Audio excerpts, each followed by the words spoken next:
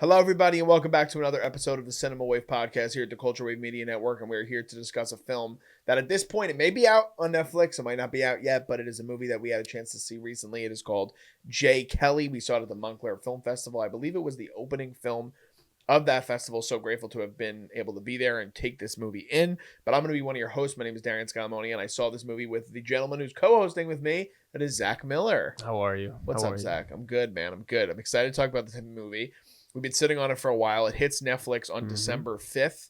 As of this recording, it is the 2nd. So we're finally getting around to doing this review. I'm excited to jump into it. This is a movie that is fully in the lexicon of the Noah Baumbach autobiographical work of his. There's so many movies that reflect his life, his experiences, his familial challenges, his relationships with many people. And he co-wrote this movie with Emily Mortimer, an actress that also appears in this movie for a short time. He directs it, and it brings together a lot of great performers, but namely two actors that have been in the cinema space for decades for different reasons, and brings them together in this lovely kind of tribute to movie making, tribute to artists, tribute to understanding what it is to kind of find yourself even at an older age, with George Clooney playing the titular character of J. Kelly and the unbelievably talented Adam Sandler back in another dramatic role, re-teaming with Baumbach after he did the Meyerowitz stories, which I know is a movie you really like as well, which is kind of another movie that would be in that kind of lexicon of Baumbach movies. But for you, if you can give your broad thoughts on what you thought about this movie by the time the credits rolled when we saw it at Montclair. Yeah, I mean, it's a really charming film, I think. And I mean, that comes and exudes from George Clooney specifically. Like, Clooney plays J. Kelly, who, like, you know, they're kind of talking about bouncing around that he's like the last movie star, or he is like so widely celebrated internationally. It's a road trip comedy. It's a movie reflective cinema movie.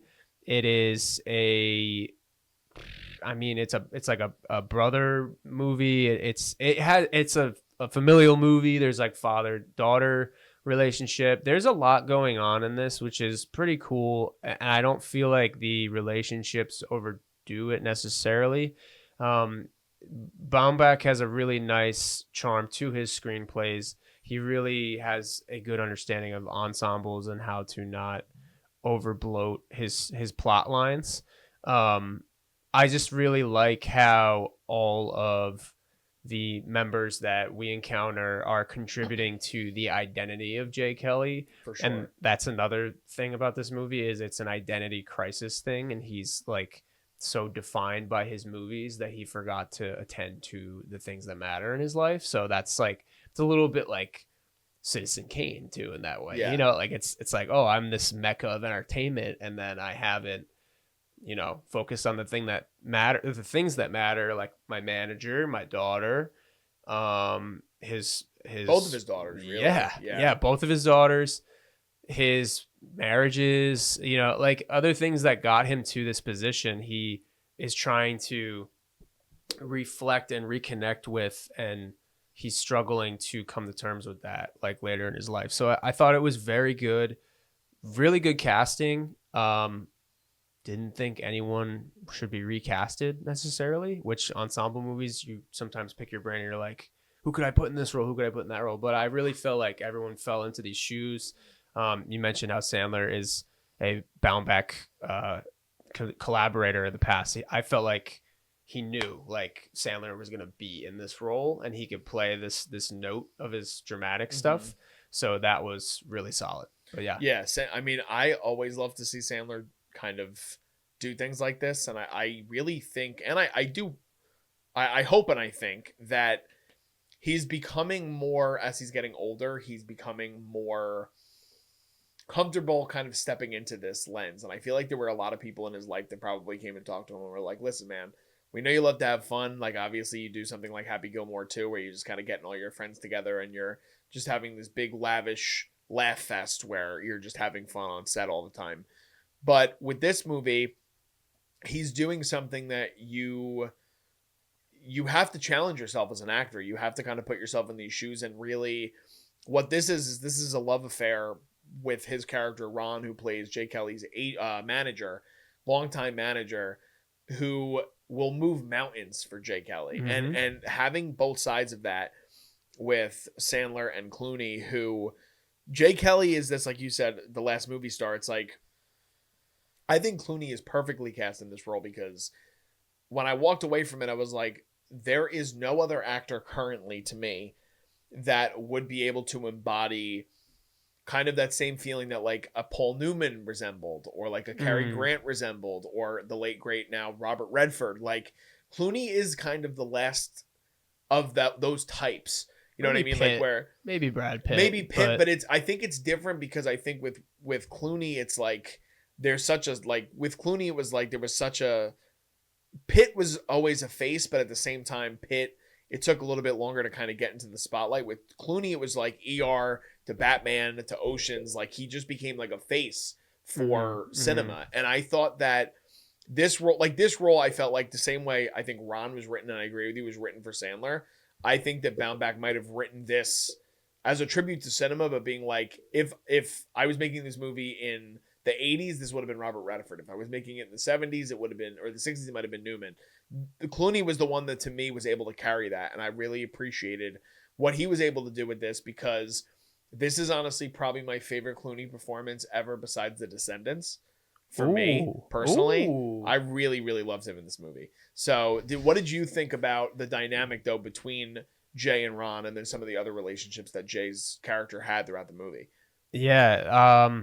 I mean, I really like what you said there too. I think Clooney has that charisma of the old fashioned movie star, but so I agree with your rebuttal too on Brad Pitt. I think Pitt is very much himself, but Clooney has that charm that the old movie stars do.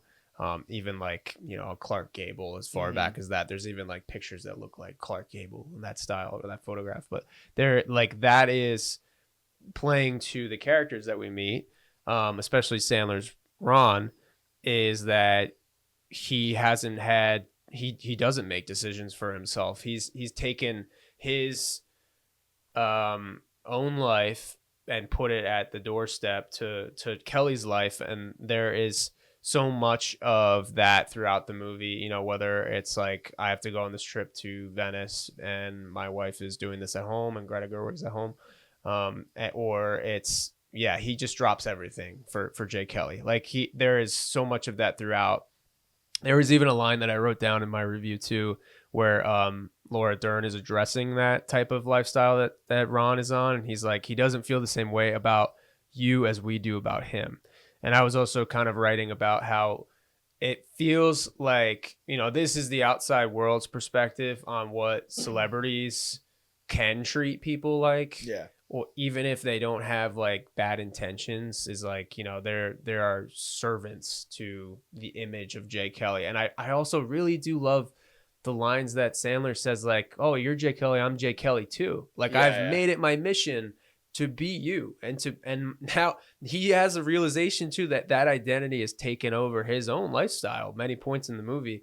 So I really like that, because it's like an identity crisis for many people. It's like, hey, we've been like, you're treating me like dirt and you're not even taking this seriously. So when you don't take it seriously, my life is not serious. Yeah. And I've made it my mission to do everything in my power. You can't give me an inch, and you're just taking a mile every single time. Like, that and it's like materialism, it's celebrity, it's all like very, it's complex stuff. And I like how Baumbach can make that super like conventional in a way. Yes. Like, I don't feel like I was ever drowning, like trying to understand where they were coming from. It's really digestible. Yes, like, this movie is one of those movies where you can sit and you can kind of understand how all the relationships are kind of playing out. And I do think that the way that he's able to kind of mix in celebrity, like you talked about, also with artistry, and also with just relationships. Like, I do think we actually just did the review for Sentimental Value before we did this, and I feel like even these two could be interesting double feature, because you're dealing with familial problems and what like art and cinema has an impact on your life and your upbringing and your family and things like that. Because like Sandler abandons one family, he abandons a relationship that meant the world to him with Laura Dern's character. He abandons another client at a time of need with Patrick Wilson's character. So there's all of these things that Sandler's kind of sacrificing. And it's like when you get to that, not to spoil the ending, which I won't give away, but when you get to the wrap up of what Ron's character realizes and how he's able to kind of feel a gratifying ending with Jay, it's really important for the overall arc of the story, for Jay's arc and for Ron's arc, because they come together perfectly in the end. Where with Jay, you have him handling everything the exact wrong way leading up to that point. So like Billy Crudup in this movie has now been in the conversation for supporting actor, and he gets probably the same amount of screen time that like Anne Hathaway got when she won for Les Mis. Like, he's not in the movie for very long at all. He's in it for one scene. Yeah. And he steals the movie for a short time because the relationship with his character and Clooney's character is so deep-rooted in how also, like you talked about where Adam Sandler was like, well, I'm Jay Kelly too.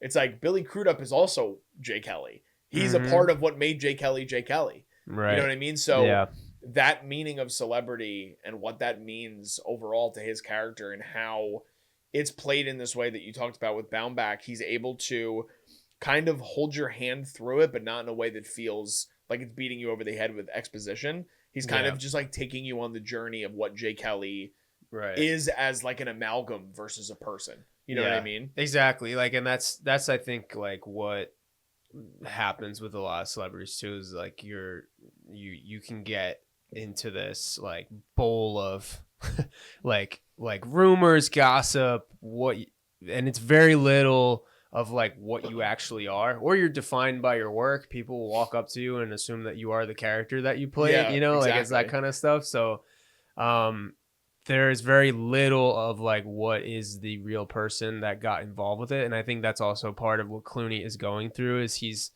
trying to reconnect with his passion that got him into acting, and then also the relationships that started there. There's many scenes where he meets his first wife, and then the impact that had on both of their careers. So I really liked also the integration of like connectivity in the industry, but also how it can pull you apart. Like I think it was very real of Noah to be like, this is an industry that can really put you away from seeing the people that you love. And I thought that was a very nice way that he did it, because you see that the life that his daughter goes on to have. Well, I mean, we're just here in this moment of time, but we discover throughout the movie he's been absent from certain things, and then he's been out of his daughter's life, and then we're trying to figure out why that happened, or what were the conversations that led him to not being present. You see the even moments like where, it's like a Christmas story, like you're looking back on somebody's life and you're like the ghost, you're just watching that, and you're just like, oh my God, like don't leave, man. Like you're watching, it's like you're watching yourself if you were in that position, like you're like yelling at the TV, or like Interstellar, you're like, don't leave, Murph, don't leave. So you're just like, he's reliving those things. And then also another sidebar really quick, but just the effects that they chose to integrate for some of those sequences with the flashback, I thought were very impressive. Well, I think it's just great to not see them do de-aging all the time. Yeah. Like it was refreshing to be like, let's get some other actors in here that can play a younger version of Clooney, that can play younger versions of Crudup and some of these other characters. Mm-hmm. And it was nice to kind of see those reflective moments, because from the jumping point of that first flashback we get when Crudup is talking to him in the bar that they go to, what Jay is kind of expressing to him is that like his life, even though he has all these things, all these material things, inside he's empty. He's an empty vessel. Mm-hmm. And he kind of exudes jealousy towards the normal life that Billy's character kind of embodies. And when you get kind of the turning point of what the movie becomes after that sets him on this path to going to Venice and what becomes a road trip movie at that point. It's just this kind of big wallop, literally, that happens in his life where he's like, I need to find purpose because I'm getting to a point where I don't have a lot of movies left. My other daughter is about to leave me. I'm losing my sense of love. And I love how it's presented, and it's in the trailer, so this isn't a spoiler, but it's the scene when he says something. He goes, I'm good at being alone. And his daughter's like, you're never alone. And he's like, I could be alone all the time. And then somebody walks over with a glass, and he's like, thank you for my iced tea. Like a servant at his house. And it's like, Jay Kelly is not okay with being alone. That is the kind of generalization you understand about his character. He doesn't like being alone with his thoughts and trying to figure out what mistakes he made in his own life. And you see it in exorbitant amounts when he's on the train, right? When he's having these like crazy moments with random patrons on the train, and they're like, we love you, Jay Kelly. He's like, I love you too. And it's this big thing, to even those moments where he goes to the therapy sessions with his other daughter, played by Riley Keough, where he can't take a look in the mirror. Like, even though he's like, I want to spend time with you, like if she's trying to kind of point a microscope on him and his life and what he did to her, then he's like, nah, I'd rather just go hang with other people. Like, I don't need this. And I think that's such an interesting approach that is spanning this decades-long career of this person that, again, is just constantly dealing with the celebrity in his life. You know, it's both sides of the coin, basically.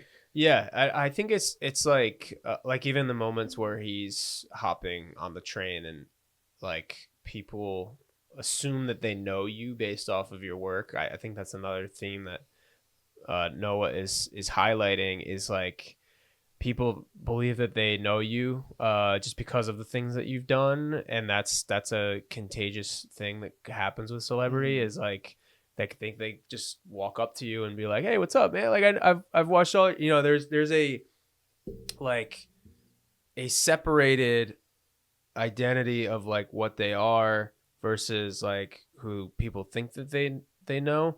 And it's just like they don't know who they are themselves. I'm kind of losing my train of thought, but it's really just like how, you know, Jay, like you're saying, Jay is an empty vessel. He doesn't really know himself. He just knows the celebrity. He knows what people like, and he knows what is appealing to others, and he's never really paused and taken a moment for himself and reflected on like, what is it that I should have been doing this whole time? Because I'm getting all these achievements.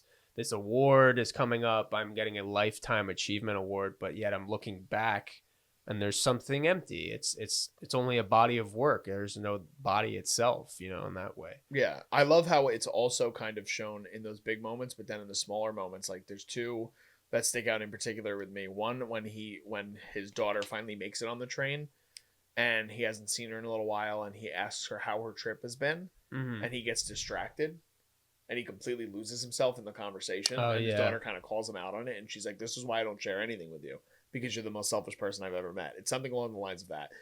And then you have the other side of it when Ron is the one that gets him to go on this path of inviting his father to the lifetime achievement, to where he kind of shows up at this big lunch that they plan only for him and that they were supposed to give to Patrick Wilson's character, and they kind of take it away because Jay Kelly's getting this award. And Jay becomes so bored with the attention or the lack of attention because his father is the one that's getting all of the attention. And he's like, well, this is like how I've always felt, but like he's kind of taking everything away from me. So it's dealing with all of the levels of his own trauma and then reflecting it back on his experience as a father. And we talked when we went off the air with the last review about just the theme this year in movies of just absent fathers and just fatherhood in sad general. Dads. Sad dad season, dude. It's kind of crazy. But I want to touch a little bit more on Sandler specifically, because Sandler in this movie, the movie won't work if Ron isn't in it, right? And the impact that Ron kind of has on Jay's character. You talked about it already a little bit with that great line that he has where he kind of reflects and he's like, I'm Jay Kelly too. Yeah. But do you think that this is something that can kind of catapult Sandler into, one, the awards conversation for this movie in particular, but do you think you can see him starting to do more dramatic work coming off of this. I mean, he already did Uncut Gems. He did, despite what you think about the movie, I remember Liz and I did the review. Spaceman was not the best movie, but it was a swing, and he tried something different. So what do you think in terms of Sandler in this movie, awards, and then maybe going forward? Ooh, that's a good question. So I think that Sandler's best shot at an Oscar so far was Uncut Gems. I think that was like... Motherfucker wasn't even nominated. Yeah, which was... It was a crime, man. I mean, I have to look at that category for the year again, but I think it was a little stiff with who was there. But, I mean, that was his... And then Punch Drunk Love has been pretty good, you know, like in PTA stuff. If he can get a PTA reunion, I can see another award. Fun. That'd be great. Or we're nom. Do you think he gets nominated for this one for supporting?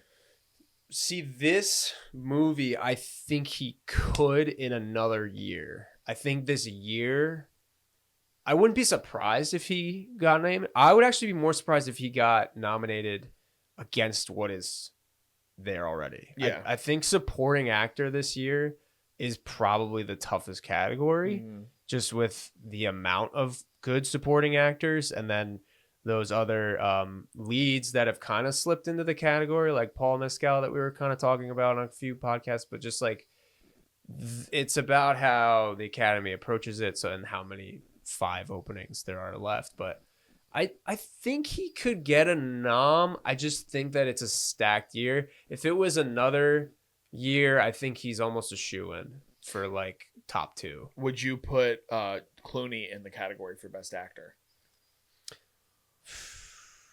I would say no, but I agree with you in the sense that like this is my favorite performance from him since like Up in the Air. Yeah. And I wasn't even like old enough to understand Up in the Air. I had to find Up in the Air like 2 years ago, and I'm like, wow, Clooney was really good in that. And then Michael Clayton, like he's really good in Michael Clayton. What was the other one that you said too? The Descendants is my favorite performance he's ever done. Yeah, so he's got like a hand. He's it's been a while though since he's done something like this. I feel like. Yeah, like he even did that movie Wolves. I think it was this year or last year with Brad Pitt, and he's had a lot of comedies. He's had a lot of like historical dramas. For some reason, I always remember him in Monuments Men, which is a movie that completely bombed. That was supposed to be an Oscar movie. Yeah, another big ensemble piece, and but like he has a lot of those like I want to say like filler movies, but he's done some like lesser movies, like even Hail Caesar. Like I was like, whoa, like there wasn't much going on in Hail Caesar. Yeah. He's got No Brother Where Art Thou too, which is another one of your favorites. I love that movie. Yeah. So he's an interesting actor because he's made some interesting decisions. Like you have Batman and Robin, like he comes from ER. But he is like the handsome dude in the 90s and the 2000s, and then he has these very strong choices throughout his career. But like when we were talking about Brad Pitt, I don't know if they're as like frequent, or if maybe they're just not as offered as Brad Pitt. Yeah, but I think it's more of like it's not the stories he wants to focus on. You know, I feel like something in particular with this movie, and for the record, I don't think he's getting nominated either for this, though. I just think it's too hard. I think there's too many other performances that are. Not showy isn't the right word, but there's other actors that are going to get their due ahead of him, because I think he has 2 Oscars. I know he has 1, but I know he was nominated for both Michael Clayton and Syriana, and I don't know if he won for both of those, or I know he won for one of them. But it's just one of those years where like again, like the younger actors are kind of rising to the top. Like Timmy, it seems like it's going to get another nomination. Leo is kind of a shoo-in every time he has a performance. Michael B. Jordan, you would hope, is going to get a nomination for Sinners. Then you have Ethan Hawke, you have Joel Edgerton, you have Jesse Plemons. I mean, even Jeremy Allen White people are arguing for Springsteen. So I do think it'll be tough. I think that this is a movie, though, that I do think will resonate with a lot of the Academy because it's a love letter to movies. You know, yeah, they love that. They love that shit. They eat it up, and I do think it's a really great movie, genuinely. And I think that I don't want to go into specifics because we've been really good at avoiding spoilers, pretty much. The ending of this movie really wraps it up in a really great way, in a way that does make you feel nostalgic for a time in movie making. You know what I mean? Like it's I don't want to give it away because like it's a great moment to kind of see. Can I say the line?